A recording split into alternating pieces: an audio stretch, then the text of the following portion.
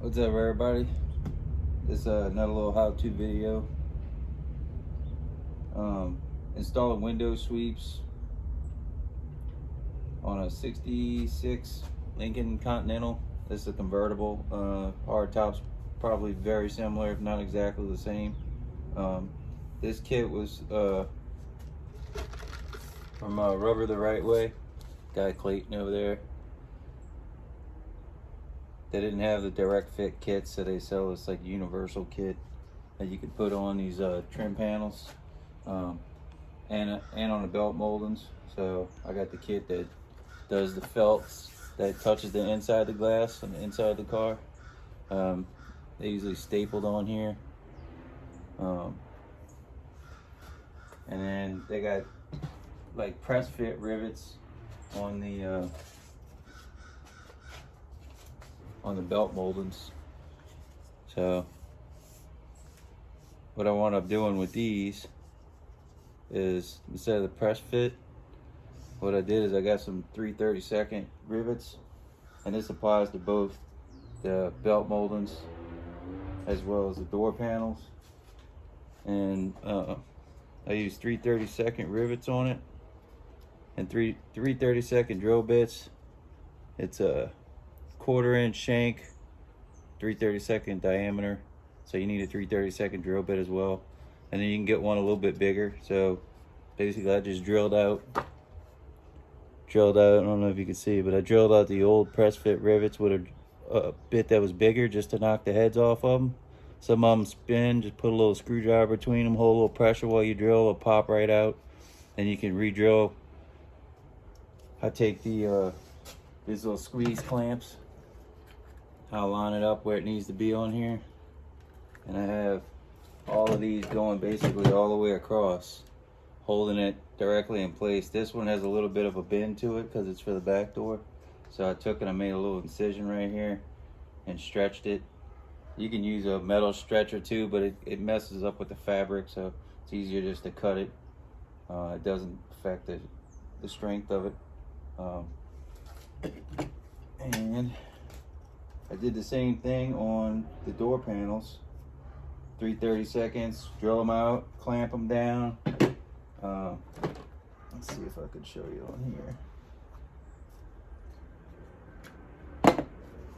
So on the back side, if you use a 1/4 inch shank, there's just enough of the head sticking out right here that I take my belt sander and I just ever so slightly knock flush the heads on the back of them, so they won't cause any issues touching the glass or anything like that. They won't be in the way. And I even polish these moldings before I ran them on the buffer, on the bench buffer, just to kind of clean them up a little bit before I even put the felts on. So you could do that too if you want to, try to recondition the whole part, make it like it's supposed to be. And the rivets, man, I got these at Granger, but it was only a box of 500, but it wasn't nothing but like 10 bucks. Which ain't bad. I'll use them for something else. The door panel, on the other hand, had staples all the way across, and I don't know, you could probably still get them, but it's just a pain trying to get them or reuse the old one. So I actually just did one door panel before I started making this video. But you could do the same thing. 3/32 rivets. You take the new part. Let's see what the new is right here.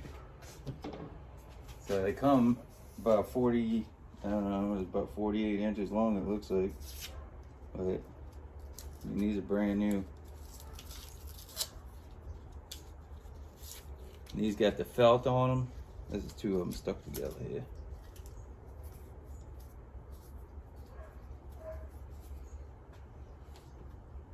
So these got the felt on them just like the originals. They're a little bit more narrow, but they do have the stainless on the top, and they're cut square on the end, and the originals are round, so you can just hit it with the belt sander a little bit, round it off, or a hand file or grinder or surface and disc. I mean, you can use all kinds of stuff. Then I just take it, put it on here like this. Try to line up the old staple holes to see how far it's stuck out off the door panel to where you can have it exactly in the same spot. once you got that on there,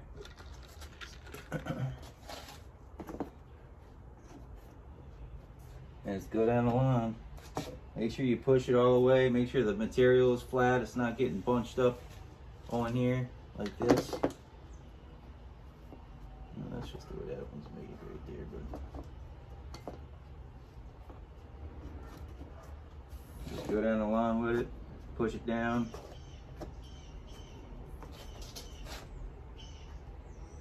The back door panels are a little bit narrower than metal on the top, so you got to drill a little bit higher on the moldings. But that 1/4 inch shank is like just enough to make it through without pulling through and not holding it all. And this whole top part of the door panel is metal, so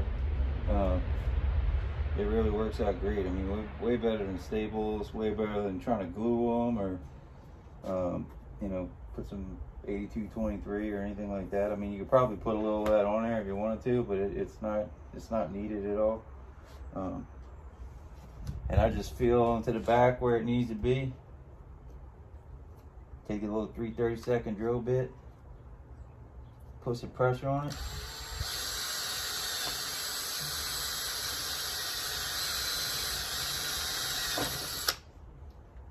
And while it's still kind of hot, like it melted through a little bit on some of that material, you hurry up and get that pop rivet and put it, boom, goes in there perfect like that.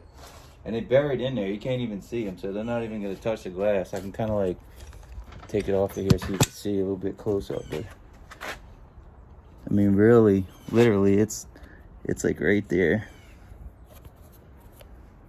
Trying to film and see at the same time, but they ain't up. You can't even see the dang thing. So, but I didn't see any videos, anybody doing anything for the Lincolns, trying to get, you know, these moldings. So I figured maybe this will help somebody else. I mean, you can use this on a bunch of different models of car. You just gotta make sure you don't use too long of a rivet, because it could cause issues when you're clipping the rivet onto the door shell. And I always just make sure that, you know, nothing's actually touching the glass, because it will scratch the glass if you don't have them pushed in all the way to where it's going to hold properly. And see, on this one, I didn't cut it before because I just pop riveted, but I can put the old one on there and just take the little air saw and just cut it. Little reciprocating saw, little bimetal blade on it. Just cut it, hit it with pop rivet every, I mean, you can do every 3 inches if you like, 3 or 4 inches. I'm doing like every 3 inches just because I got 500 of them and I'd rather, you know, be on there a little better than not be cheap with it. But that'll be about it for this video. If you got any questions on any of the stuff you see in this video, just, man, send me a message. I try my best to help you out. I know not everybody does these all the time, so it could be a little discouraging, but you can do it yourself. It's super easy. And don't forget, hit that like button, hit that subscribe if you like any more restoration tips and tricks. I'll be doing more videos on this car and other cars as I go through and do repairs and try to pass on the info to help somebody else out. So y'all stay tuned to the next video. Peace.